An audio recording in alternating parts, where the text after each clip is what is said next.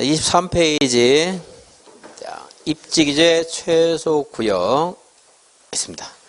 입지기재 최소구역은 29조에 따른 도시군관리 결정권자 했는데 이제 해석상 좀 복잡한 문제가 있어서 제가 볼 때는 내릴 가능성은 없다고 보여져요. 결정권자를. 다음에 해당하는 지역과 그 주변 지역의 전부 또는 일부에 대해서 입지기재 최소구역을 지정할 수 있다. 그 다음에 해당하는 지역이 먼저 도시군 기본계획에 따른 도심 또는 부도심 또는 생활권의 중심지역. 이 말 그대로 입지 어떤 규제를 토지의 이용에 관한 규제를 최소화시키겠다는 거거든요. 그 말은 개발을 활성화시키겠다는 말이잖아요. 그러니까 좀 복잡한데 토지의 가치가 높은 지역 이런 거 생각하면 되겠어요. 도심, 부도심, 생활권의 중심지역. 이것도 최근에 한번 문제가 단독 문제가 나왔기 때문에 제가 볼 때 단독 문제 나올 가능성은 없다고 보여집니다. 지문 중에 하나는 분명히 나올 수 있어요. 자. 그리고 어려운 거면 제가 말 안 하겠는데 도심, 부도심, 생활권의 중심 이런 말이 도시군 관리 계획에 있었어요, 없었어요? 도시군 관리 계획으로 도심, 부도심 정해져요, 안 정해져요? 아니죠. 도시군 관리는 용도 지역을 정하거나 이런 거 하는 거잖아요. 그러니까 이것은 도시군 기본계획이 있는 겁니다. 도시군 기본계획에서 도심, 부도심 하는 아주 큰 장기적인 장기 발전 방향을 제시하는 게 기본계획이죠. 그래서 혹시 틀리게 하면 좀 유치한 것 같지만 도시군 관리 계획에 따른 도심, 부도심 아무 틀렸어요. 이게 단독 문제로 나오기 전에는 그걸 제가 말 안 했습니다. 근데 이미 나왔기 때문에 또 다른 약간 변형시키면 그걸 약간 변형시킬 가능성이 있다 이거예요. 철도역사, 터미널, 항만, 공공청사, 문화시설 아주 커다란 그런 기반시설 같은 게 있을 수 있죠. 그런 기반시설을 중심으로 해서 그 기반시설 중에서 그 지역의 거점 역할을 수행할 수 있는 그런 곳을 기반시설을 중심으로 주변 지역을 집중 정비할 필요가 있을 때 이럴 때도 입지규제 최소 구역을 지정할 수가 있어요. 전에는 철도 역사 이러면 굉장히 그 도시에서 제일 발전된 곳 중에 하나였어요. 근데 이제 그렇지 않고 새로운 교통수단이 생기고 그러면서 오히려 철도 역사 주변이 굉장히 낙후된 지역이 될 수가 있어요. 그런 것들은 다시 이제 개발을 활성화시키기 위해서 그런 곳에 입지의 최소 구역을 지정할 수 있다. 이거 이제 철도 역사 터미널 같은 건 예를 들어준 것이니까 틀리게 안 합니다. 이제 그걸 외우려고 할 필요는 없고. 자, 3개 이상의 노선이 교차하는 대중교통의 결절지로부터 얼마 이내에 위치한 지역? 1km 이내에 위치한 지역에 대해서 입지의 최소구역을 정해서 역시 거기서 뭐 상권 활성화라든가 도시의 회복, 도시기능의 회복 이런 것들을 꾀할 수 있다는 겁니다. 3개 이상의 노선이 교차한다 하는 것은 이제 시험에서 직접 물어본 건 아니지만 버스 노선을 3개를 말하는 게 아니고 이제 또 서로 다른 교통수단 3개 이상이 모여있을 때 3개 이상의 노선 그런 말이에요. 그러니까 공항, 항만, 시외버스 터미널, 고속버스 터미널, 기차, 그러니까 철도 역사 이런 것들 3개 이상이 여기 가까운 곳에 서로 이제 있으면 그걸 3개 이상의 노선이 교차한다 이런 말 써요. 자, 그 내용은 몰라도 몇 개 이상이 교차해야 돼요? 3개 이상, 3개 이상. 그곳에서부터 얼마 이내에 위치해야 돼요? 1km. 예, 그러면 그걸 줄이면 여러분이 좋아하는 뭐가 돼요? 세일이 돼요. 세일. 우리가 좋아하는 거, 세일. 3개 1km입니다. 도시 및 주거환경정비법에는 이제 주거환경을 개선하는 것, 도시환경을 개선하는 것 두 가지가 있죠. 그죠? 도시환경 개선하는 상업지역의 경우에는 지금 1번, 2번, 3번 같은 것들이 거의 상업지역에 해당될 겁니다. 그러겠죠? 그럼 이제 정비법에서 나머지 주거지역이나 공업지역에서도 정비가 시급한 곳이 있는데 그 정비를 시급하게 할 수 있도록 하기 위해서 입지규제 최소 구역으로 정해줄 수가 있어요. 주거지역이나 공업지역에서 정비가 시급한 지역 여기도 입지규제 최소 구역을 정할 수 있다. 마지막으로 도시재생 활성화 및 지원에 관한 특별법에 따른 도시경제 기반형 활성화 계획이 수립되고 있는 지역이 할 수 있다. 도시경제 기반형 활성화 계획인데 이거를 최근에 낼 때 근린재생형 활성화 계획이 수립되고 있는 지역에서 답을 처리했거든요. 그런 문제는 안 나와요. 이제 나오면 안 되는 거예요. 공부하는 거 아니에요. 그 근린재생형 활성화 계획이라는 용어 자체가 우리 법에 없어요. 이 법에 있어. 이 법에 도시재생 활성화법에. 근데 글자를 보고서 글자를 가지고 답을 찾으라 하는 문제를 내는 것은 굉장히 잘못된 문제예요, 그것들은.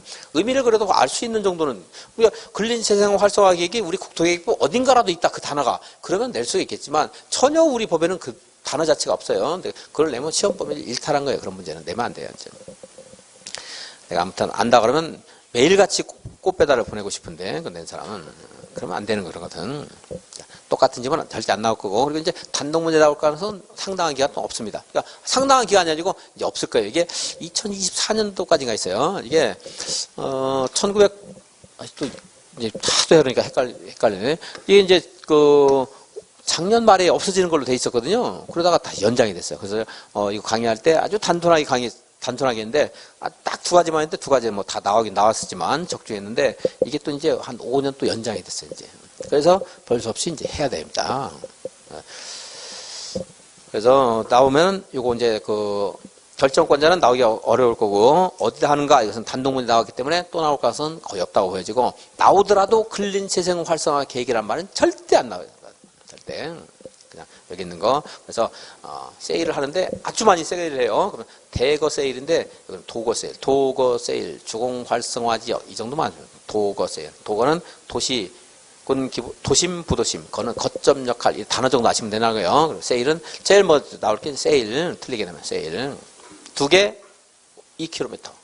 아니고 세일. 다음에 이제 주공 활성화 계획은 주거지역, 공업지역 이런 말 정도 보죠. 활성화 계획, 활성화만 하셔도 돼요. 이제 도심 혹시 물어보면 조금 지역적이지만 무슨 계획이 있다는 도심이에요. 도시군 관리 계획 이런 말 없죠? 기본 계획이 있습니다. 기본 계획.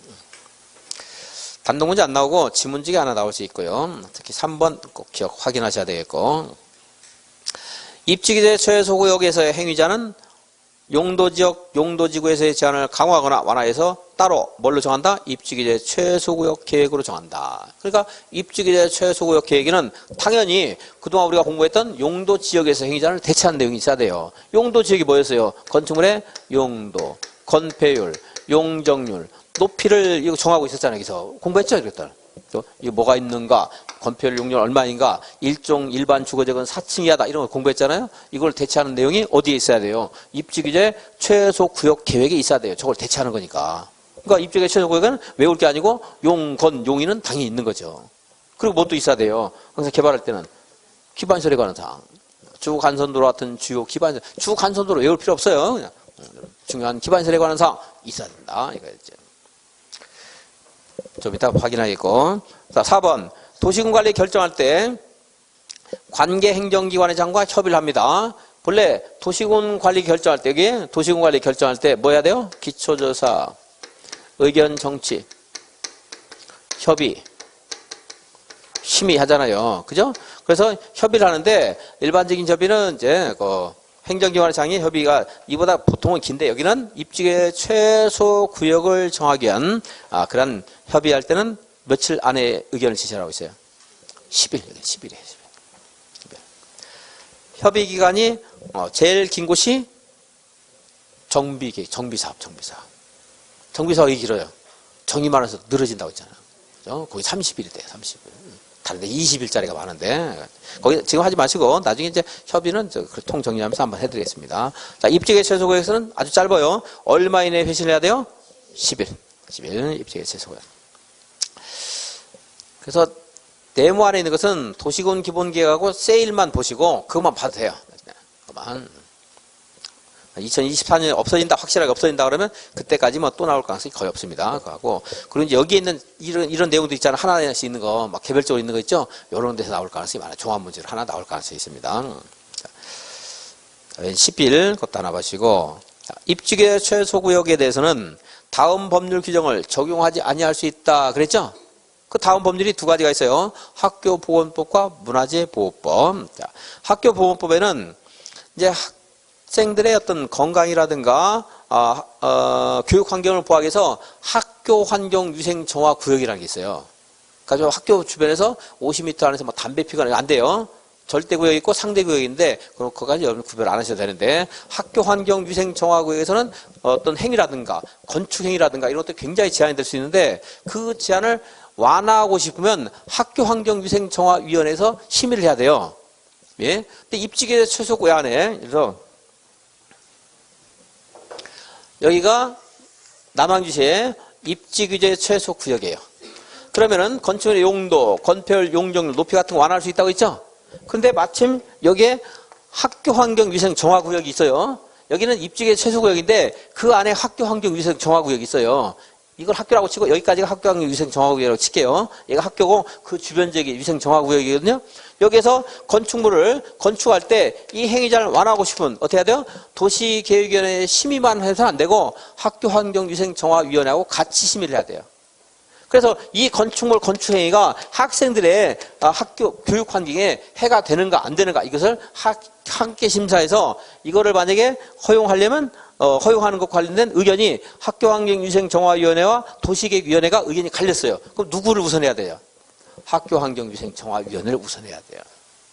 실제로 이런 것에 따라서 이런 비슷한 규정 때문에 부산에서도 굉장히 큰 건축행위가 관광 호텔인가가 이제 설치가 금지된 적도 있었어요.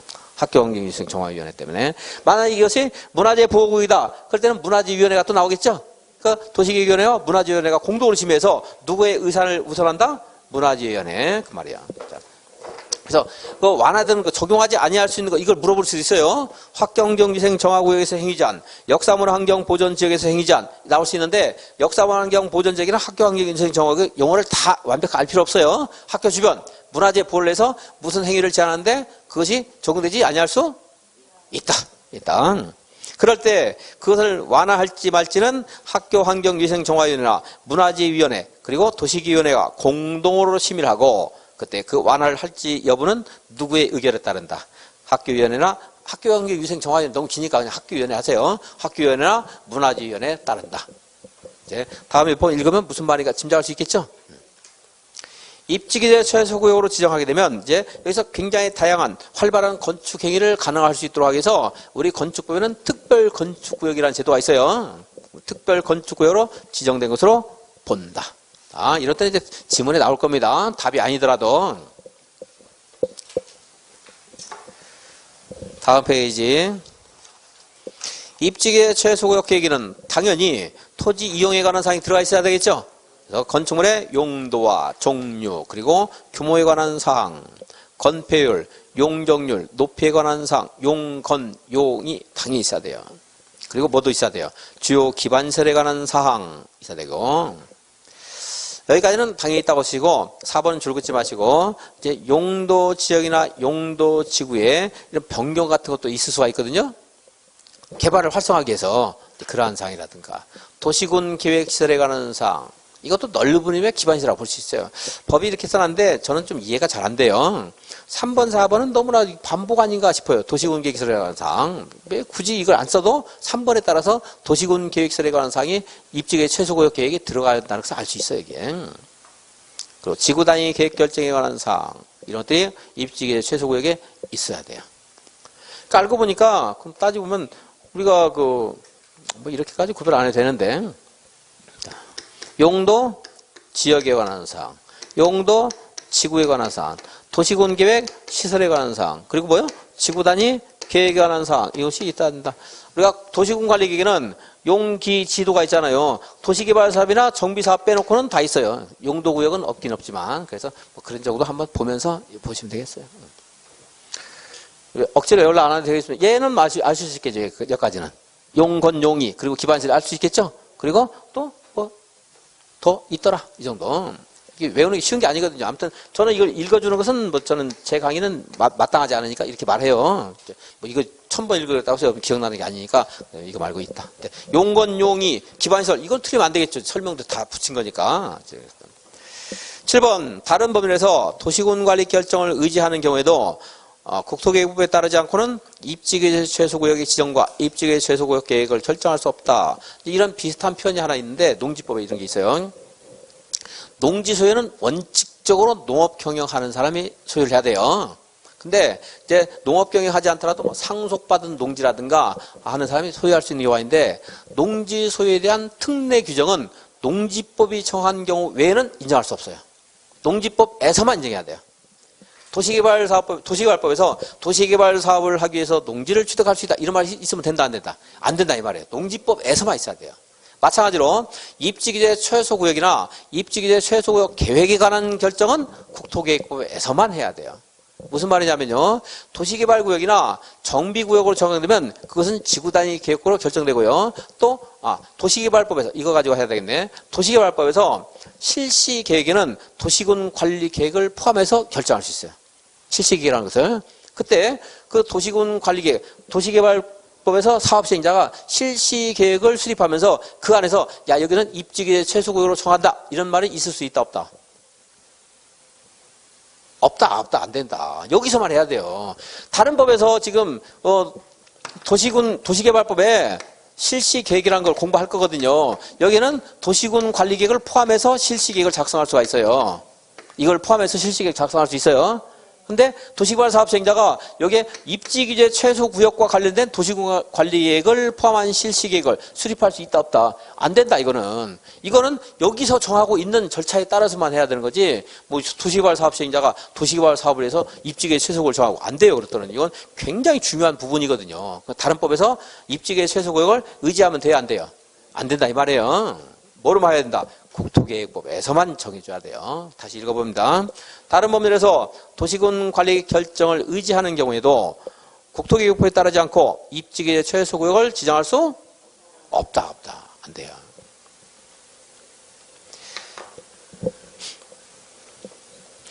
입지기재 최소구역의 수립기준 등은 그리고 아까 말한 것처럼 농지 소유 제한에 대한 특례는 어디서만 인정해야 돼요? 농지법에서만 정해야 되고 입지기재 최소구역은 어디서만 정해줘야 돼요? 국토계획법으로만 정해줘야 돼요. 지금 우리가 공부한 이 절차에 따라서만 해야 됩니다. 입지기재 최소구역 계획의 수립기준, 입지기재 최소구역을 어디다 지정하는가 지정에 관한 세부적인 사항은 시도지사가 정한다. 그럼 돼야 안 돼요? 국장이 정합니다. 국장. 자, 용도구역 행위제한, 개발제한국은 무슨 법? 개발제한법. 도시공원은 도시공원법. 자연환경 보전적인 수산자원 보호구역은 수산자원관리법.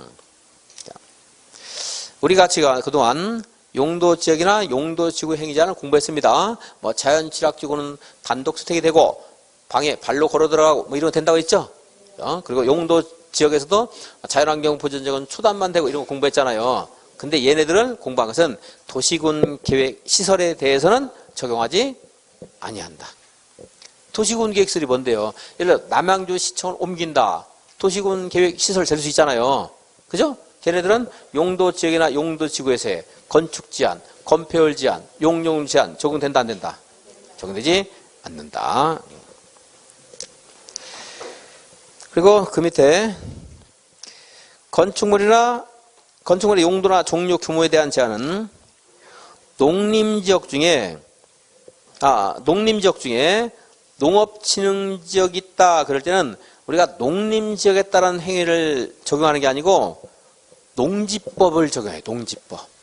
그 농지법에 가면 농업진흥지역은 농업진흥구역과 농업보호구역이 있는데 뭐 농업진흥지역은 뭐 문화재 보존사업이라든가 보건사업이라든가 뭐 철도를 만든다라든가 아니면은 이제 농어가 주택이라든가 농사를 짓는 행위라든가 이런 거 가능하다고 규정한 게 있어요. 이제 그거는 제가 유학집에 써놨는데 강의를 안 하겠습니다. 올해는 안 할 건데 어쨌든 자 농림지역에는 농업진흥지역은 국토계획법이 적용되는 게 아니고 무슨 법이 적용돼요?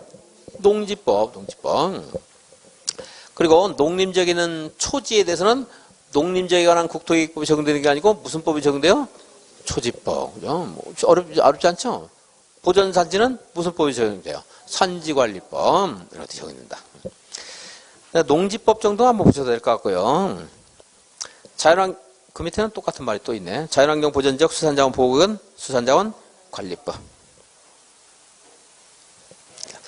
이렇게 해서 이제 건축 제한 봤습니다. 용도구역까지 봤고 이제 마지막으로 둘 이상의 용도 지역에 걸치는 경우 하는 게 있어요.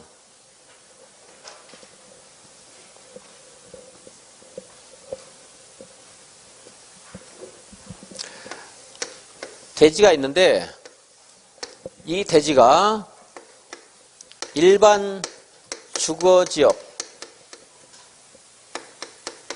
이면서 일반 주거지역이면서 일종 전용 주거지역이다 이렇게 될 수 있어요, 없어요? 하나의 토지인데 이거이면서 이거다 될 수 있어요, 없어요? 중복지역 할 수 있어요?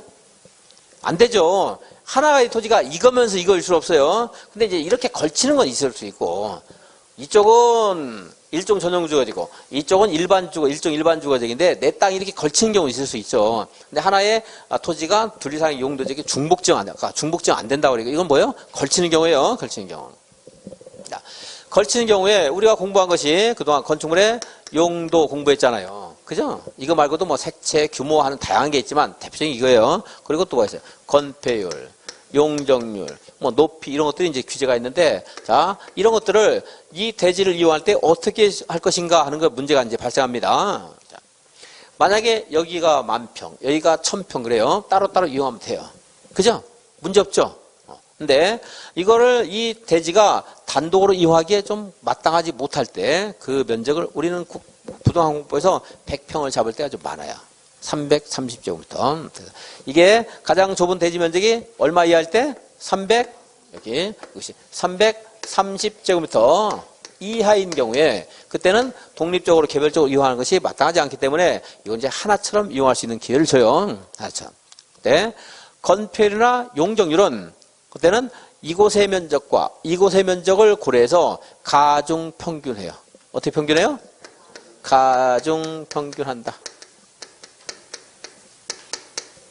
건축물의 용도 등 기타 건축 제한, 기타 건축 제한은 가장 넓은 면적에 속하는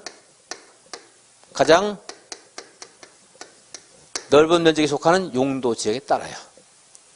그러면 이걸 이제 하나처럼 이용할 때, 얘를 둘레 나눴지만 하나처럼 이용할 때 일종 일반 주거적, 일종 전용 주거적의 건폐율은 이제 조례로 정하고 있지만 우리가 이제 알고 있는 우리 대한민국의 일반 통일적인 기준은 얘는 얼마죠? 60%. 얘는 얼마요? 50%. 용적률은 얘는 200%. 얘는 100% 이렇게 됐어요. 그죠? 그럴 때 건폐율과 용적률을 그냥 단순 평균하면 55, 150이 되지만 그러면 안 돼요. 얘가 많으니까 얘가 가중치가 더 많이 부여돼서 55보다는 커집니다. 그 이제 뭐예요? 가중평균한다. 가중평균.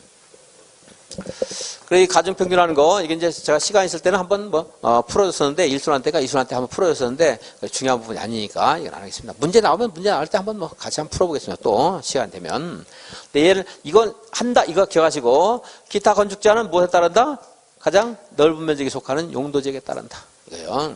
기본 원칙입니다. 가장 좁은 면적이 얼마 이하일 때? 330제곱미터 이하일 때, 그렇습니다. 그리고 그런데, 만약에, 녹지지역과 여기는 일종 일반 주거지역이에요. 그럴 때 이때는 녹지지역이 속한 곳은 녹지역대로, 기타 용도지역은 기타 용도지역대로 따라서 각각의 용도지역에 따른다. 녹각이에요. 녹각.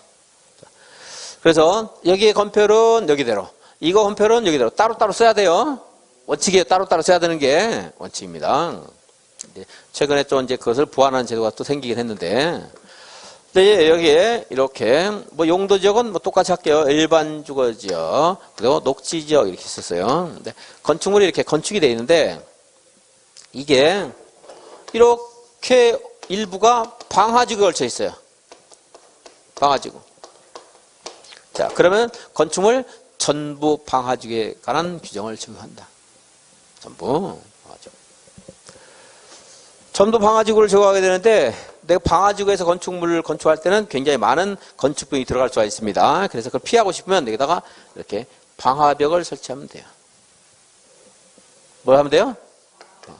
방화벽이 설치된 경우에는 방화지구 외의 지역에 걸치는 건축물은 그러하지 아니하다. 이런 말이 나오겠죠. 이제 방화지구에 따른 규제를 받지 않는다. 이 말이죠. 방화지구, 고도지구도 마찬가지입니다. 고도지구.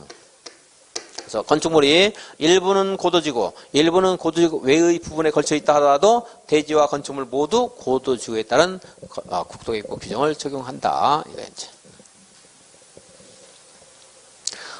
녹지역도 피해갈 수 없죠? 뭘 피해갈 수 없어요? 방화지구, 고도지구 못 피해갑니다. 여기에 대한 여기서 좀 벗어난 예외가 있는데, 띠 모양의 상업적이라든가, 녹지적이 330 이하라든가 하는 말인데, 그 주제를 보면서 읽어보겠습니다. 지금까지 본 거 가지고 다 거의 처리가 됩니다. 시험에서. 25페이지 메뉴에 하나의 대지가 둘 이상의 용도지역, 용도지구, 용도구역에 걸쳐 있는 경우에, 그걸 이제 줄여서 용도지역 등 이렇게 줄여서 써요. 용도지역 등에 걸치는 부분 중 가장 작은 부분이 얼마 이하일 때, 330 이하일 때는 다음에 따른다. 도로변의 띠 모양으로 지정된 상업지역은 330이 아니고 가장 좁은 면적이 얼마 이하일 때도 이러한 규정을 적용한다? 660. 그러니까 혜택을 좀 주는 거예요. 띠 모양 상업지역에서는 이제 계획도시에서 길게 늘어선 그런 상업지역은 이웃한 그런 용도지역과 걸치는 경우도 되게 많거든요. 걸치면서 그 잘게 쪼개가지고 쓰는 것이 바람직하지 않기 때문에 이때는 이제 얼마까지 허용될 수 있어요? 660 이하일 때도 전체를 하나처럼 써서 상가 건물 같은 거 큰 걸 지을 수 있도록 하는 거예요. 전체 대지의 건폐율과 용적률은 어떻게 해야 돼요? 가중평균한다.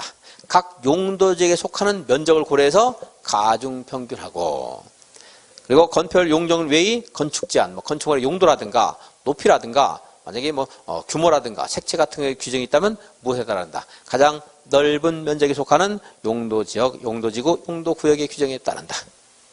가장 넓은 면적.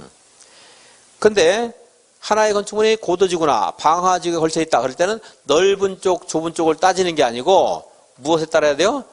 방화지구나 고도지구에 관한 규정을 그냥 적용해요. 일방적으로. 다만 방화지구에 걸쳐 있는 경우라 하더라도 방화지구와 방화지구 외의 부분을 무엇으로 구획을 설정한 경우에, 방화벽으로 구획을 둔 경우에는 방화지구 외의 부분은 그러하지 아니하다. 그렇습니다. 외과로 4번. 하나의 대지가 녹지역과 그 밖의 용도지역 등에 걸쳐 있다. 그럴 때는 녹각이라고 했죠? 각각의 용도지역에 관한 규정을 적용한다. 그래서요, 각각인데, 이제 이게 원칙이 여기까지였어요. 근데 보니까 지금 100평 이하면은 별로 쓸모가 없을 수 있다고 한 거잖아요. 그죠? 그 녹지역도 이게 100평 이하일 수 있잖아요, 이게. 이 부분이. 극단적으로. 이거 한 50제곱미터 밖에 안 돼요. 그러면 따로따로 써라 이러면 여기는 여기대로, 여기는 여기로 써야 되는데, 그럼 여기 쓸모없는 땅이 돼버릴 거 아니에요. 이용을 못 하죠. 그죠? 그래서 안 되겠다. 녹지역이 가장 좁은데 그것도 330 이하일 때는, 그럴 때는 녹지역과 다른 용도지역의 건폐율과 용적률은 가중평균하고, 그리고 건축 허용되는 건축물은 가장 넓은 면적이 속하는 용도지역에 허용되는 건축물을 건축할 수 있도록 해야 되겠다. 이렇게 나온 거예요, 이제. 그러니까 녹지역이 330 이하다 이런 말이 나왔다 하면 원칙 따라가면 돼요. 건폐율 용적률은 어떻게 해요? 무슨 평균? 가중평균. 기타 건축자는 무슨 넓은? 무슨 넓은 앞에 붙어 있는 거? 가장 넓은. 그냥 가장만 찾으면 돼요. 가중, 가장만 찾으면 돼요. 여기잖아. 가중, 가장. 여기 찾으면 돼요.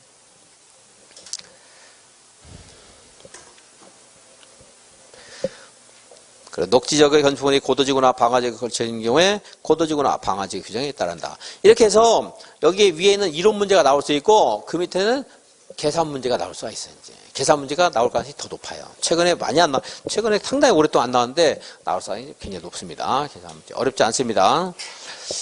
건축 면적은 거의 안 물어보고요. 이제 건축 면적은 문제풀이 할 때 한번 같이 또 한번 나왔을 때 풀어보겠습니다. 기회 있으면. 연면적 물어봐요. 이러한 경우 하나 이제 그려놓고 여기서 허용되는 건축 연면적은 얼마인가 물어봐요. 이걸 거의 많이 물어봅니다. 가중평균한 건폐 용적률은 안 물어봐요. 그냥 이게 있다는 거 마시면 되고 용적 가능한 최대 건축 연면적 할 때는 이제 여기 있는 것들을 여기를 사례 문제이기 때문에 AC 이런 식으로 하면서 AC 조례에 따르면 일정 일반 주거지역의 건폐율은 얼마입니다 하면서 알려줘요. 여기다가 50, 이거를 180 이런 식으로 알려주니까 내가 머릿속으로 생각해서 풀면 안 돼요. 그래서 시험 볼 때 공법에서는 괄호 안에 있는 것을 문제에 오는 것은 그런 것을 하면서 괄호에 있는 이걸 볼 필요가 없어요, 여러분들이. 볼 필요가 없는데 여기에서는 봐야 돼요. 이 괄호 안에 알려줘 이제. 여기의 건폐율은 얼마다, 용적률은 얼마다 알려주니까 요때 이거 가지고 풀어야 돼요. 여러분들 계속 공부한 거 가지고 푸는 게 아니고. 근데 이제 우리는 이 숫자를 자꾸 여러 가지 쓰면 헷갈리니까 그냥 공부할 때는 원래 있는 숫자 가지고 그냥 할게요. 60, 여기가 200이라고 하겠습니다. 가능한 건축 연면적을 구하시오. 그러면 여기 또 이제 해당 대지는 1200제곱미터인데 얘는 900이고 얘는 300이다 또 이런 거 알려줘요. 근데 이제 블랭크가 바뀔 수가 있어요. 그건 나중에 나왔을 때 풀어드리겠습니다. 요거를 뭐 괄호하거나 이런 경우도 있을 수가 있어요. 그럴 때는 건축 연면적, 가능한 최대 건축 연면적 알려줘요. 이걸 가지고서 이걸 풀 수 있어야 돼, 이제. 예를 들어, A 곱하기 B는 C다 그러면 C 나누기 B는 A가 되잖아요. 그죠? 그러니까. 근데 여러분들 계속 A 곱하기 B는 C 이것만 강의를 해요. 저는 거의 다. 이것만 문제 낼 때. 왜요? 우리는 산수를 안 한 지가 오래됐거든. 이게 수학도 아니지 산수인데. 근데 아는데 너 다양한 방법을 문제풀이 과정을 알고 있으면 헷갈려서 안 돼요. 굉장히 단순하게 공부해야 돼, 단순하게. 그리고 그냥 계산하는 게 아니고, 자, 왜 그런가 말씀드려요. 자, 여기에서 가능한 건축 연면적, 여기에서 가능한 건축 연면적 합해주면 되는 겁니다. 다른 데서 나온 거 아니에요. 자, 그럼 여기서 가능한 건축 연면적이 얼마예요? 1200, 900제곱미터인데 200%까지 가능하니까, 용적률. 그러면 900 곱하기 200 나누기 100 하면 안 되겠죠? 어떻게 하면 900 곱하기 2 해야 되겠죠, 그냥. 900 곱하기 2 얼마요? 1800제곱미터.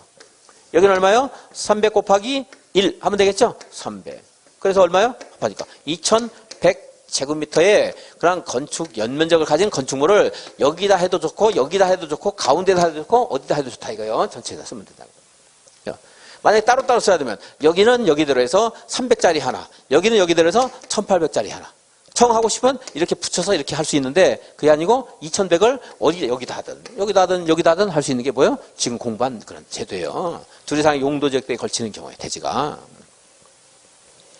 그래서 여기 이렇게 1200이 일반 주거지역, 전용 주거지역 걸치는 경우 또 다른 용도지역대에 걸치는 경우 해결하는 것을 한번 봤습니다. 건축 연면적은 그렇게 찾아보면 된다. 연습 문제 한번 볼게요. 갑의 토지는 500제곱미터인데 A씨의 근린상업지역의 4배, 인접한 제3종 일반 주거지역의 100제곱미터가 속해 있다. 갑이 이 토지에 건축할 수 있는 건축물의 최대 연면적은 그러면서 이제 괄호를 이때는 봐야 돼요. A씨 조례는 근린상업지역은 용적률을 얼마까지 주고 있어요? 500. 3종 일반 주거지역은 250으로 하고 있다. 이걸 가지고 풀어야 돼요. 그러면 400에 해당되는 용적률이 뭐예요? 400에 해당되는 게 얼마예요? 500.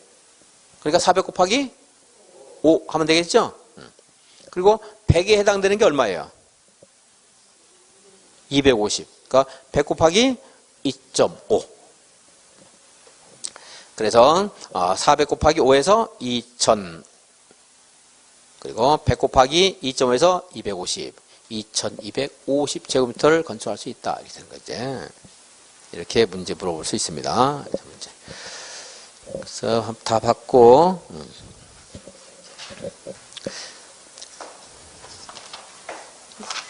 여러분들 문제 받으셨어요 지금? 나는 머릿속으로 20문제 외워갖고 풀어야 되나? 큰일 났네. 답을 제가 지금 체크를 못했거든요. 지금 할 테니까 잘 체크하시고 이제 답지를 나중에 뭐 자료는 올려놓겠지만 제가 답을 여기다가 못 썼습니다. 1번 기반시설에 관한 연결이 잘못된 것은 이게 이제 저번 주에 안 했으니까 저번 주까지 있어서 좀 많습니다. 문제가 교통시설, 차량 검사 및 면허시설, 교통시설 맞죠? 운전하고는 교통공급시설, 방송통신시설 맞아요? 네, 정보를 공급한다 이렇게 한번 생각을 하겠죠. 방제시설, 빗물 저장 및 이용시설 맞아요? 틀렸죠. 이건 재활용이에요. 재활용. 그죠? 언뜻 보면 방제 같은 것 같지만 얘는 방제가 아니고 환경기초시설. 재활용하는 거. 공공문화체육시설, 이게 사회복지시설, 청소년 수련시설 이런 것들이 있을 수 있고 장사시설, 이거 뭐예요? 보건위생 맞죠? 위생. 도시공관리로 결정해야 하는 것은 있습니다. 이건 이런 식으로 잘 안 나오는데 답이 될 가능성이 있는 지문을 제가 일부러 다 써본 거예요. 개발밀도 관리구역, 도시공관리가 아니죠. 기반시설 부담구역 지정하는 거 아니죠. 토지거래 허가구역을 지정하는 것 아닙니다. 투기과열지구를 지정하거나 변경하는 것 아니에요. 주택법에 있는 거죠. 수산자원 보호구역을 지정하거나 변경하는 것 이건 뭘래요? 도시군 관리계. 답 찾는 거 어렵지 않지만 이제 여기서는 답이 어렵지 않은데 답이 될 가능성이 있는 것을 전부 한번 해봤어요. 3번 틀린 것은 했어요. 광역 도시계획이란 이것만 읽어도 돼요. 시험 볼 때 앞에서 쭉 보지 말고 틀린 것은 맞는 것은. 그래서 이게 문제를 보다 보면 뭘 물어보는가 알 수 있거든요. 지문 읽다 보면 시간 많이 걸리니까. 광역도시계획이란 광역도시 물어보는 거네. 알 수 있어 이렇게. 광역계획권의 장기 발전 방향을 제시하는 계획을 말한다. 맞죠? 도시군 계획은 특광 별별 시군의 관할 구역에 대해서 수립하는 공간 구조와 발전 방향에 대한 계획으로서 기본계획과 관리계획으로 구분한다. 도시군 기본계획은 특광 별별 시군의 관할 구역에 대한 기본적인 공간 구조와 장기 발전 방향을 제시하는 종합계획이다. 맞아요? 이상한 게 있어요? 맞고. 지구단위 계획이란 도시군 계획 수립 대상 지역의 전부나 일부에 대해서 토지 이용을 합리화하고 그 기능을 증진, 미관을 개선하고 양호한 환경을 확보하며 그 지역을 체계적 계획적으로 관리하기 위해서 수립하는 도시군 관리 계획을 말한다. 뒤에는 뭐 읽을 것도 없어요. 이미 틀렸죠. 도시군 계획 수립 대상 지역의 일부에 대하여. 지구단위란 말 자체가 계획이 그 어떤 계획, 제가 그런 단어는 거기 그 의미는 그 단어에 다 나온다고 했죠. 도시군 계획 뭐예요? 도시군을 대상으로 하는 계획. 지구단위 계획은 뭐예요? 지구단위를 대상으로 하는 계획.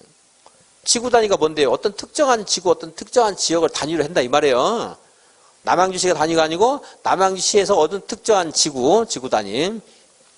지구단위 계획이란 말, 지구단위란 말 자체에서 전체가 아니고 뭐 일부. 도시군 계획 수립 대상 지역의 전부가 아니고 일부. 입지계 최소구역 계획은 입지계 최소구역에서의 토지 이용 등에 관한 계획이고 4번. 그러니까 답은 4번이었어요. 4번에 광역도시계획에 관한 설명으로 틀린 것은 광역계획권은 국장 또는 시도지사가 지정할 수 있다. 맞아요? 틀렸네요. 시 들어가면 안 되죠? 국장이나 도지사가 정할 수 있다. 도지사가. 이제 시도지사, 도지사는 뒤에서는 이제 이렇게 뭐 헷갈리게 하는 거 없어요. 여기서만 딱 조심해. 여기서 광역도시계획에서는 시 이거 있는가도 확인하셔야 돼요. 같은 지역에 대해서 수립되는 광역도시계획과 기본계획이 다를 때는 광역이 우선한다. 도지사는 시장 또는 군수가 협의를 거쳐 요청하는 경우에는 단독으로 계획을 수립할 수 있고, 그죠? 이때 국장에게 승인 받아야 안 받아요? 안 받죠. 광역도시계획을 수립하려면 미리 공청회를 열어 주민과 관계 전문가의 의견을 들어야 된다. 맞네요. 국장이 신청을 받아 광역도시계획 내용을 조정하려는 경우에 중앙도시계획의 심의를 거쳐야 한다. 심의 거친다 말 나오면 그냥 맞다고 생각하셔도 되겠어요. 다음 페이지. 옳은 것은 광역계획과 기본계획을 수립하려면 토지 적성 평가, 재취약성 분석을 포함한 기초사를 실시해야 된다. 맞아요? 틀려요? 틀렸죠. 기본계획에만 해당되는 말이죠. 광역계획은 뭐 해도 되고 안 해도 되는데 꼭 해야 되는 건 아닙니다. 기본계획에서. 이 광역과 기본계획 수립을 해서 실시한 기초조사에 관한 기초조사 정보체계를 구축한 경우에 등록된 정보의 현황을 5년마다 확인하고 변동사항을 반영해야 된다. 맞죠? 광역도 그러고 기본계획도 그러고. 물론 관리계획을 위한 기초조사도 기초조사 정보체계를 구축하면 5년마다 검토하는 겁니다. 확인하는 겁니다. 기초조사 정보체계 5년. 특별시장이 광역과 기본계획을 수립하려면 국장 승인을 받아야 된다. 맞아요? 기본계획 수립할 때 안 받죠. 특별시장. 광역계획은 시도지사는 국장에게 승인 받아야 되고. 4번. 수립기준은 대통령령이 정하는 바에 따라 시도지사가 정하는 게 아니고 둘 다 국장이 정합니다. 5번. 둘 다 5년마다 타당성 검토 아니고 기본계획과 관리계획이 5년마다 타당성 검토. 광역계획은 아니고. 2번. 기본계획에 관한 설명으로 틀린 것은 시도지사 또는 대도시의 시장은 관할구역에 대해서 도시군 기본계획을 수립해야 한다. 맞아요? 도시군 기본계획은 도시군의 관할구역장이 수립하는 거죠. 특광별별 시장 군수가 수립해야 됩니다. 필요하다고 인정하면 인접한 기본계획 수립 대상지역의 전부나 일부를 포함해서 수립할 수 있다. 2번은 맞고요. 1번 틀렸습니다. 3번. 광역이나 기본계획에 우선하는 국가계획이 있을 때는 그 국가 계획의 내용을 기본 계획에 우선하는 광역 계획이나 국가 계획이 있을 때는 그 내용을 도시군 기본 계획에 반영해야 된다. 맞겠죠?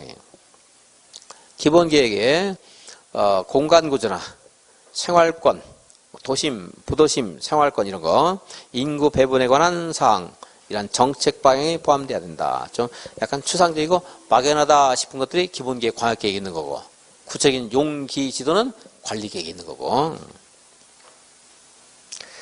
기본 계획은 이처럼 장기 발전 방향이기 때문에 시시각각 변하는 것이 아니고 여건 변화에 탄력적으로 대응할 수 있도록 어떻게 해야 돼요? 포괄적이고 계략적으로 수립하도록 한다. 좀 추상적인 게 강합니다. 그래서 7. 관리계획 위반 및 효력에 관한 설명으로 틀린 것은 국장, 시, 도지사, 시장 또는 군수는 관리계획을 조속히 위반할 필요가 있다고 인정할 때는 광역계획이나 기본계획을 수립할 때 관리계획을 함께 위반할 수 있다. 맞아요? 위반을 위한 주민 의견 청취에 관해서 필요한 사항은 대통령령이 정하는 기준에 따라 해당 지방자치단체의 조례로 정한다. 그리고 이제 무슨 구체적인 사항은 조례로 정한다 이 말 나면요 그냥 맞는 거예요. 지방자치가 실시되고 있기 때문에 구체적인 지역적인 사항은 조례로 정하는 게 많습니다. 물론 우리가 공부한 거, 개발 제한 행위 제한 조례로 정한다 이런 말 나오면 이제 틀린 거고 명확히 공부한 거 아니어서 이런 지역적인 절차와 관련된 것들은 조례로 정한다 있으면 맞다 생각하시면 돼요. 시장이 지구단위 계획을 결정할 때는 시에 두는 건축위원회와 도시계획위원회가 공동으로 하는 심의를 해야 되고요. 수산자원 보호구역에 관한 도시군관리 결정 당시 이미 사업이나 공사에 착수한 자는 해당 관리계 결정에 관계없이 사업을 개소하는 게 아니고 33개월 이내 신고를 하고 해야 돼요. 신고를 하고. 여기는 관계없이 아무 조치 없이 한다는 말이니까 틀린 말입니다. 이런 표현이 나오면. 주민은 관리계획 도서나 계획 설명서를 첨부해서 기반시설의 설치, 정비, 개량에 관한 도시군관리 위반을 제한할 수 있다. 도시군관리 위반에 관한 설명으로 틀린 것은 특광 별별 시장 군수는 관할 구역에 대해서 도시군 관리 계획을 위반해야 된다. 특광 별별 시장 군수는 인접한 관할 구역을 포함해서 기본 계획을 수립한 경우에 인접한 관할 구역을 포함해서 관리 계획을 위반할 수 있다. 인접한 관할 구역 전부를 포함할 수 있죠? 3. 인접한 관할 구역에 대한 관리 계획은 관계 특광 별별 시장 군수와 협의해서 공동으로 위반하거나 위반할 자를 정하면 되는데 4번 시장 또는 군수가 위반은 되고 4번 시장 또는 군수가 도지사의 도시군 관리 조정 요구에 따라 도시군 관리 계획을 정비하지 않는 경우에 도지사가 도시군 관리 계획을 직접 위반할 수 있다. 맞아요? 틀려요? 틀렸죠? 국장이 할 수 있죠? 국장이. 조정 요구에 응하지 않을 때 위반하는 것은 국장. 그렇습니다. 관리계획 상세 정도나 도시군 관리로 결정해야 될 기반시설의 종류, 규모 등에 대해서는 도시적과 농촌지역이 같아야 돼요? 달라야 돼요? 달라야 되겠죠? 차등을 두어 위반해야 된다. 9번 관리계획 결정에 관한 설명으로 틀린 것은 국장이 관리계획을 결정하려면 관계 중장과 미리 협의해야 된다. 맞고 협의 요청을 받은 기관은 특별한 사유가 없으면 요청받은 날부터 30일 이내 의견을 제시해야 된다. 맞고 특광 별별 시장 또는 군수는 도시군 관리 결정이 고시되면 지적이 표시된 지형도에 도시군 관리 계획하는 사항을 자세히 밝힌 도면을 작성해야 된다. 시장이나 군수는 지형도에 지구단위 계획구역의 지정 변경과 지구단위 계획의 수립 변경에 관한 도시군 관리 계획에 관한 지형도면을 작성하면 도지사의 승인을 받아야 된다. 틀리네요. 그죠? 자기가 위반한 것은 도지사에게 승인을 받을 필요가 없죠. 해양수산부 장관이 수산자원 보호구역에 관한 도시군 관리를 직접 위반한 경우에는 관계 특광 별별 시장군수의 의견을 들어 직접 지형도면을 작성할 수 있다. 해양수산부 장관은 자기가 수산자원 보호구역 결정권이 있죠. 위반은 특광 별별 시장군수가 할 수 있는데 회장이 직접 위반할 수도 있어요. 국장 위반할 때도 있듯이 똑같은 거예요. 그럴 때 이제 자기가 지형도면 직접 작성할 수 있고 국장이라고 바꿔도 틀린 말 아니겠죠. 물론 수산자원 보호구역은 회장이고 이제 국장이 도시군 관리 직접 위반한 경우에는 국장이 관계, 특광, 시장군수 의견을 들어서 직접 작성할 수 있고 도지사도 시장군수 의견을 들어서 직접 작성할 수 있고 똑같은 말들입니다. 용도지역 옳은 것은 농림지역과 녹지지역 서로 중복하여 지정할 수 있다. 그런가요? 틀렸네요. 일반 공업지역과 방제지구는 서로 중복하여 지정할 수 있죠. 관리지역에서 산지관리법에 따른 보전산지로 지정되면 자연환경 보전지역으로 본다. 맞아요? 고시하는 바에 따른다. 제가 칠판에 동양화를 그렇게 멋있게 그려줬는데 까먹었네. 보전산지는 경제적인 용법인 임업용법인 농림지역용 보전산지가 있고 그냥 감상, 관광 목적인 자연환경 보전지역 목적의 보전산지가 있을 수 있다. 세부 용도지역으로 지정되지 않은 도시지역에서 건축물이 건축이 금지된다. 그래요? 할 수 있죠. 뭐에 따라서? 보전녹지 규정에 따라서 건축할 수 있죠. 치가지 방지지구와 방화지구는 서로 중복 지정할 수 있다. 맞네요. 용도지구 서로 중복할 수 있으니까. 이렇게는 안 나왔는데 이 정도까지는 응용하는 문제가 있을 수 있어. 말을 만든 거죠. 국토계획법 용도지역별 건폐율의 최대 한도가 높은 것부터 낮은 것으로 나열한 것은 울타리를 뜯어버렸네. 네모를 해놨었는데 뭐 없어도 되겠네요. 자, 3종 일반 주거지역 계획관리 3종 일반 주거 얼마예요? 건폐율 50. 계획관리지역 근린상업지역 1종 일반 주거지역 50, 60, 70이에요. 50, 60, 70. 60. 3종만 50. 그러니까 50, 60, 70 하면서 3종은 용적률로 커지고 건폐율은 한번 다운되죠. 그래서 디귿, 리을, 기억, 니은 4번. 건폐율 최대 한도에 관한 연결이 옳은 것을 모두 고르는 것은 이건 네모 박스를 하면서 냅니다. 실제 시험에서. 자연 녹지 성장관리방안이 수립된 적이니까 다 얼마씩 컸죠? 10씩 컸죠? 자연 녹지 30, 생산관리 30, 계획관리 50. 일부러 공부하기 위한 거니까 맞는 말 냈어요. 지금 공부하는데 막 틀려가지고 처음 보는 건데 틀린 거 있으면 그 숫자 읽으면서 그 숫자가 막 머릿속에 남으니까 일부러 맞는 거 다 했습니다. 5번 공부하라고. 13번 용도지역별 용적률의 최대 한도가 낮은 것부터 높은 것으로 11번에 제가 이제 밑줄을 그어놨는데 시험에서 밑줄 안 그어줍니다. 거기다가. 근데 그거 잘 보라 이거예요.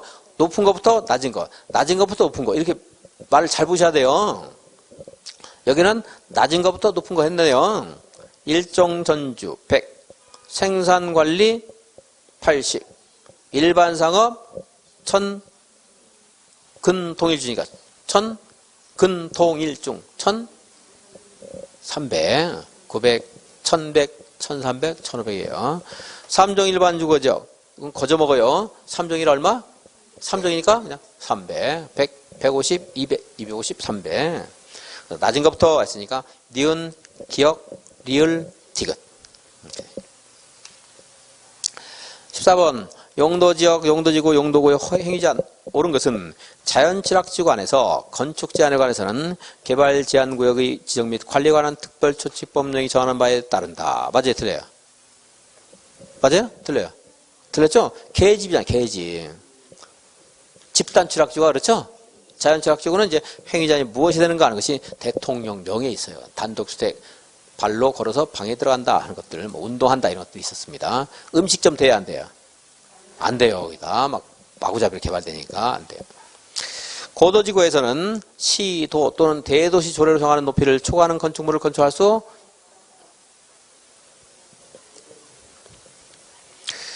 이거 있다를 없다로 좀 한번 써보세요. 없다. 내가 왜 이거 있다로 없었지? 자, 다시 읽어볼게요. 문제를 이렇게 만들어야 돼요. 어쨌든 틀렸는데 이렇게 만들었고 틀렸다고 해야 되는데 뭐 하다가 뭐가 좀 잘못됐네. 또 이제 고도지구에서는 시도 대도시 조례로 정한 높이를 초과하는 건축물을 건축할 수 없다. 틀렸죠? 뭐로 정하는 높이를 초과하면 안 돼요? 도시군 관리계획으로 정하는 높이를 초과할 수 없다. 이렇게 해야 문제가 좀 문제 같지. 이렇게. 어쨌든 뭐 2번 안 고쳐도 틀린 말이지만 이건 뭐 아니고, 이렇게 의도한 게 아니고, 자, 조례냐, 도시군 관리계획이냐. 이거 가지고 이제 포인트예요, 그게. 조례가 아니고, 뭐로 정하는? 도시군 관리계획이 정한 높이를 초과하는 건축물을 건축할 수 없다. 이래야 돼요. 어쨌든, 있다는 없다를 일단 해놓고, 문제 자체를 그렇게 해놓고, 예, 틀렸습니다. 조례가 아니고, 도시군 관리계획.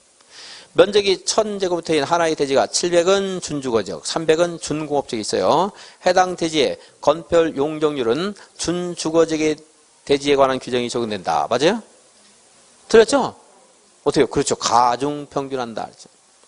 시가와 조정구에서 문화재 보건사업 같은 또는 마을회관 같은 공익시설, 공공시설 허가 없이 건축할 수 있다. 아니에요. 다 일일이 다 허가 받아서 해야 돼요. 법령이나 조례의 개정 또는 도시군관리 변경에 따라 기존 건축물이 현행법에 따른 건폐율 규정에 부적합하게 된 경우에도 건축구에 따른 재수선을 할 수 있다. 이건 맞아요. 여러분들이 지금 현재 건폐율 50% 해서 건축물이 건축돼 있어요. 근데 법이 바뀌어서 이제 거기서 40밖에 안 줘요. 50 내가 살고 있어요. 근데 40으로 줄어들었어요. 근데 지진으로 집이 다 폐허가 됐어요. 다시 재축할 때 50 적용해서 재축할 수 있다 이 말이에요. 현재는 40이지만 옛날 법 적용해서 종전 규정에 맞게 재축 대수선할 수 있다. 그래서 여기는 개축은 안 되는데 개축은 기억하려고 하지 마시고 재축이 개축보다 그래서 조금 더 허용될 때가 많아요. 재축이. 그거 쓰지 말고 그냥 재축할 수 있다. 15번 틀린 것은 도시적, 관리적, 농림적, 자연환경 보전적으로 용도가 지정되지 아니한 지역에 대해서는 용적률을 적용할 때 자연환경 보전지역에 관한 규정을 적용한다. 맞죠? 이것뿐만 아니고 기타 건축 제한이 다 자연환경 보전지역입니다. 이제 이렇게 어떤 하나의 사례를 용적률, 건폐율 이렇게 낼 수도 있다는 거예요. 관리적에서 농업진흥지역 지정 고시가 됐어요. 그럼 얘는 이제 자동적으로 뭐예요? 농림지역. 매립 목적이 매립구역과 이웃하고 있는 용도지역의 내용과 달라요. 다를 때는 자동 결정 안 되죠? 매립구역에 속할 용도지역은 도시군 관리구로 결정하여 지정해줘야 됩니다. 관리지역이 세부 용도지역으로 지정되지 않았습니다. 그럴 때 용적률이든 건폐율이든 기타 건축제한이든 간에 무엇에 관한 무슨 관리지역에 관한 규정을 적용해요? 보전관리지역. 택지개발지구로 지정 고시가 되면 도시적으로 결정 고시된 것으로 본다. 예, 맞죠? 4번이 틀렸죠? 4번. 16번.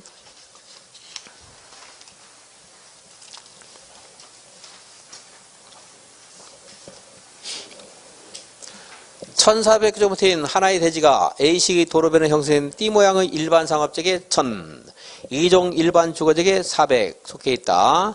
최대 연면적은 얼마인가? 조례에 따르면 일반 상업적은 800, 2종 1주는 300이다. 그러면 이거를요, 아주 유치한데 지금은 그렇게 낼 가능성은 저는 거의 없다고 봐요. 전에 한번 이제 그 본문에서는 일반 상업적 1종 일반 주거지역 이래놓고 괄호에는 앞에를 2종 일반 주거지역, 뒤를 일반 상업지역 이렇게 낸 적도 한 번 있었어요. 그래. 그러니까 무조건 순서에 따라서 1800 그리고 400, 300 이렇게 연결하면 안 되고 그래도 혹시 한번 봐야 돼요. 아주 유치하지만 그렇게 바꾼 적도 있었으니까. 그래서 자, 일반 상업적 1000 거기가 일반 상업적 800 맞네요. 1000 곱하기 8 8000 그 다음에 400 곱하기 3 1200 맞아요? 그건 얼마예요? 9200제곱미터. 시가와 조정구역에 관한 설명으로 틀린 것은 시도지사는 도시적과 그 주변 지역의 무질서한 시가화를 여러분들 어저께 특강 들으셨어요? 뭐 이거보다 뭐 엄청나게 어려운 계산 문제 많이 했죠? 이건 뭐 그냥 너무 쉽죠? 이 정도는 이제. 근데도 틀려요. 그러면 안 돼요. 여러 가지 방향. 시가와 조정구역에 관한 설명으로 틀린 것은 시도지사는 도시적과 그 주변 지역의 무질서한 시가화를 방지하고 계획적 단계적인 개발을 위해서 시가와 조정구역의 지정이나 변경을 도시군 관리구로 결정할 수 있다. 맞네요.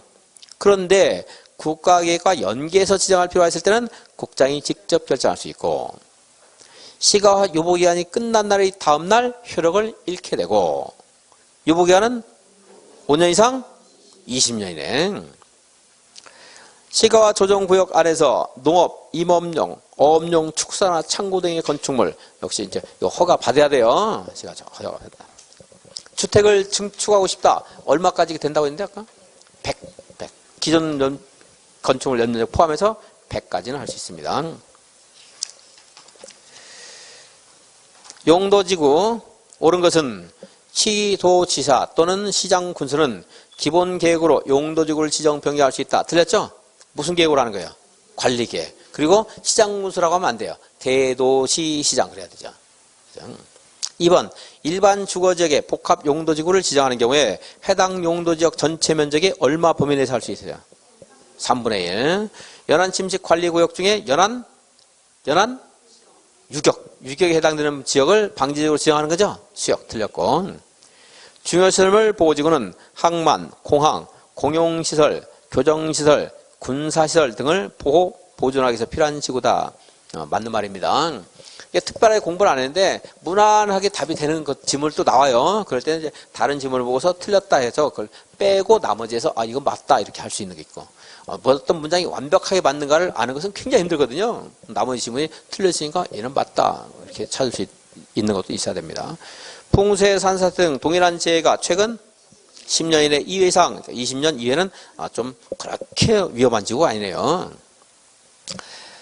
하나의 대지가 둘 이상의 용도지역 등에 걸치는 경우에 틀린 것은 각 용도지역 등에 걸치는 부분 중 가장 작은 부분의 규모가 330제곱미터 이하인 경우에 전체 대지의 용적률은 각 부분이 전체 대지 면적에서 차지하는 면적을 고려해서 각 용도지역 등별 용적률을 어떻게 해요?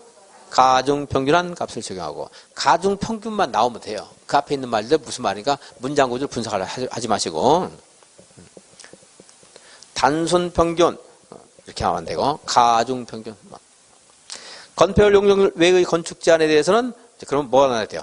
가장 넓은 나되겠죠? 그 대지 중 가장 넓은 면적에 속하는 용도 지역 등에 관한 규정을 적용하는데 근데 이제 깡패가 나타나요. 무슨 지구죠? 고도지구와 방화지구.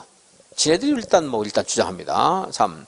고도지구에 걸치는 경우에 건축물과 대지 전부 고도지구에 관한 규정을 적용하고 방화지구에 걸치는 경우에는 건축물 전부 방화지구에 관한 규정을 적용하고 그런데 대지는 고도지구는 대지까지 포함하는 건데 그 구별을 하지 마시고 그냥 고도지구 우선, 방화지구 우선 이렇게만 읽으면 돼요. 여러분들. 왜 이런 말씀 드리냐면 이제 그걸 알고 있는가를 물어보는 문제집 내는 경우가 있는데 그것까지 공부할 필요 없다는 겁니다. 하나의 대지의 일부인 300제곱미터는 자연녹지에 걸쳐 있고 700제곱미터는 일반 상업지역에 걸쳐 있다. 건폐율 용적률 그리고 기타 건축 제한에 관해서는 각각의 용도지역에 따른다. 맞아요? 틀려요?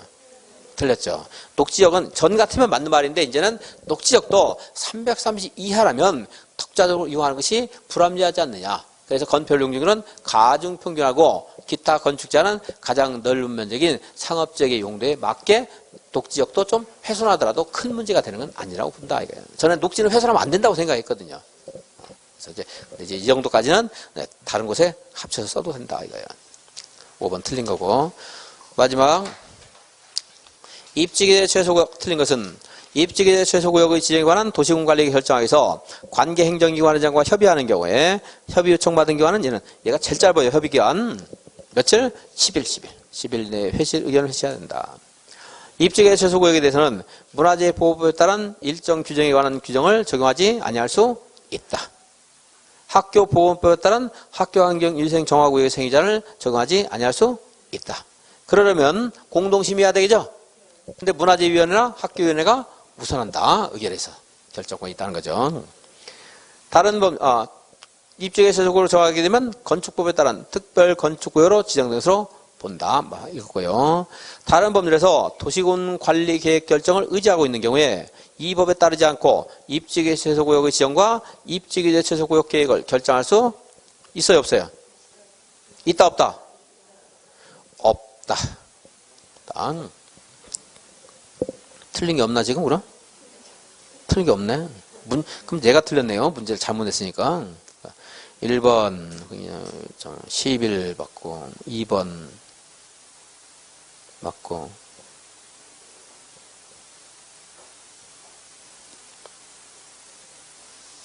5번을 있다고 하려고 하는 번에 답 없습니다. 다 맞습니다. 20번은 다 맞다. 20번. 자, 여기까지 보셨고요. 오늘 또 이제 우리 5분 동안 또 무슨 체크해야 되죠? 중요한 단어. 오늘 저번 주 것까지 복습 문제 하다 보니까 좀 늦어졌는데, 자, 5분만 더 합시다.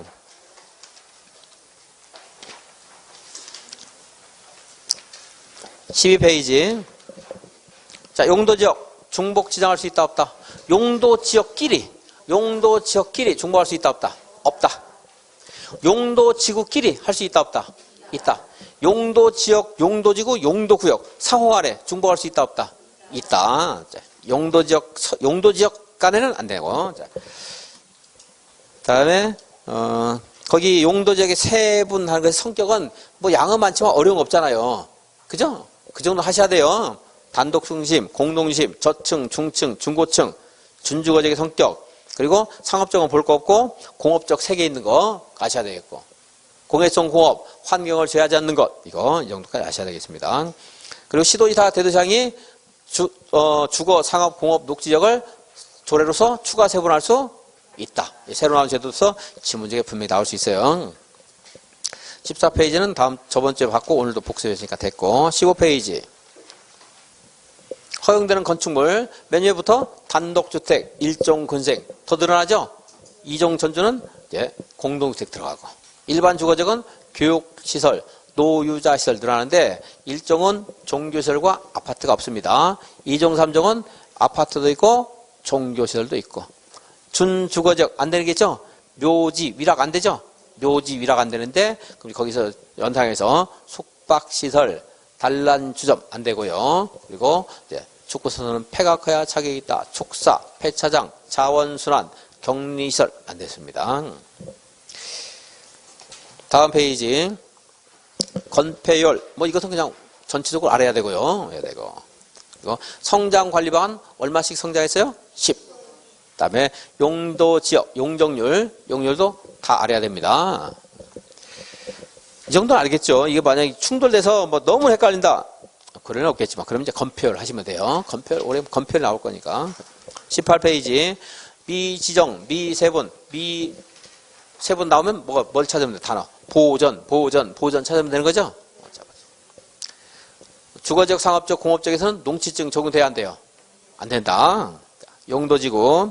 용도지구는, 뭐 세분은 됐고, 경관지구에서 전통사찰이 아니고 뭐가 나와야 돼요? 주요 수계, 수변하는 말 나와야 되고, 전통사찰은 역사문화 환경 보호지구에 있어야 되고, 다른 것들은 뭐 어려운 거 없으니까 넘어가고, 자연취락지구는 어디에 있어요? 녹관농자. 집단취락지구는 개발제한구역. 다음에 방지지구 꼭 지정해야 하는 것이 2개가 있죠? 연안 유격. 그건 뭐 틀리게 안 할 거고요. 문제를 만다 보니까 연안 수격했는데 그건 뭐 잘 안 나올 것 같고, 10년에 2회 이상 기억해야 됐고, 그다음에 복합 용도지구 어디 지정하는가 확인하셔야 돼요. 일반 상업적 아닙니다. 그리고 전체 얼마 이내? 3분의 1 이내. 아파트는 노 돼야 안 돼요? 안 되겠죠? 아파트 노이자. 일반 공업적의 복합 용도지구 정했을 때 아파트 노예요. 안 되고, 그리고 이제 단란주점, 안마시설소 이런 것도 안 됩니다. 행위제한, 경관지구 등에서 조례를 행위를 제한하는데, 조례가 하는 것은 잘 안 나오고 답이 아닐 거예요. 조례가 아닌 것들, 고도지구 뭘로 한다? 도시군 관리계획으로 결정합니다. 집단취락지구 뭘로 한다? 개발제한법에 있어요. 개발제한법. 개발진흥기구는 지구단위 계획이나 관계법률에 따른 개발계획 맞다. 자연취락지구는 뭐 안 되는 것들, 음식점 이런 거 하면 좀 곤란하겠죠? 음식점. 공장 있어요, 없어요? 없으니까 공업용 창고 안 될 거예요. 안 되는 것만 2개 받고. 용도지구, 법률이 정하고 있는 것 외의 용도지구를 자치단체에서 신설할 수 있다, 없다? 안 된다? 된다는데? 있는데 완화하는 것은 안 된다. 완화. 기존의 용도지역이나 용도구역 행위자를 완화하는 것은 안 되고, 그리고 이제 강화는 용도지역 신설은 돼요. 신설. 용도구역 누가 결정하는 것부터 해요. 자, 계국장, 개발제한구역은 누구예요? 계국장, 국토교통부 장관. 그리고 도시자연공업위원, 시도지사, 대도시장, 시가조정은 시도지사, 국가계획관리는 국장. 그 뒤는 안 보겠습니다. 너무 쉬우니까. 그다음에 이제 개발제한구역은 시가화를 방지한다 그러면 돼요, 안 돼요? 아니고 도시의 무질서한 확산을 방지하고 일지도 말고 보완상 있으면 도시개발 제한구역이구나. 따로 법률을 정하죠. 그 법이 뭐예요? 개발제한법. 도시자연공원구역, 식생양호안 이건 틀리게 안 될 거고 시도의사, 대도시장인데 따로 법률을 정하는데 그 법이 도시공원법 안에 있다. 시가와 조정구역 유보기간 좀 전에 봤네요. 5년에서 20년 범위 내에서 누가 결정하는 거 봤고요. 시가와 조정구에서 허용된 행위들은 굉장히 복잡하게 이제 분류가 되어 있는데 그건 이제 보지 않기로 했습니다. 주택 증축은 100 이내에서 한다. 다음에 도시군 계획사업 무조건 금지되는 거 아니죠? 그죠? 무제한 허용되는 것도 아닙니다. 다음에 우리 개인 행위도 법이 정하고 있는 것이라 하더라도 뭘 받아야 돼요? 허가를 받으셔야 됩니다. 허가를 받아서. 수산장은 고보육 받고 입지계 최소구역 도시군관리 결정권자가 정하게 되는데 할 수 있는 것은 세일, 도거, 세일, 주공 활성화인데 도거, 세일, 주공 활성화 다 몰라도 세일은 하셔야 돼요. 세개 1km 한다. 그리고 입지계 최소구역 계획에는 당연히 용, 건, 용이 기반실에 관한 사항이 있겠죠? 그리고 다른 건 그냥 가볍게 읽어보세요. 그건 확실하게 기억하시고. 그 다음에 입지계 최소구역에서 협의 요청은 아까 10일 몇 번 확인했고요. 적용하지 아니할 수 있는 게 두 가지가 있었죠. 문화재, 학교 있었죠. 문화재 학교가 있으면 누구의 의견을 우선해요? 문화재위원회, 학교위원회 우선한다. 특별 건축구역 제정으로 보여 입지계 최소구역 이것은 국토계획법에서 정한 절차에 따라서만 지정해야 되는 것이지 도시개발법이라든가 기타 법률에서 도시군 관리계획 결정을 의지하고 있다 하더라도 해당 법에 따른 입지계 최소구역을 지정할 수 없다. 다음에 이제 그 행위제한은 다 봤고요. 도시군 계획서는 용도지역이나 용도지구 행위제한을 적용하지 않죠. 개발행위 허가도 받는 거 아니에요. 도시군 계획설. 그다음에 농업진흥지역은 농지법이 적용되고 농림지역 중 하는 말은 시험에서 알려줘요. 자, 농지법이 적용되고 둘 이상의 용도지역 등에 걸치는 경우 가중평균 가장 넓은 면적 이게 핵심이에요. 330 숫자 물어볼 수 있고요. 유치하지만 가중평균 가장 넓은 고도지구 방화지구 우선하죠.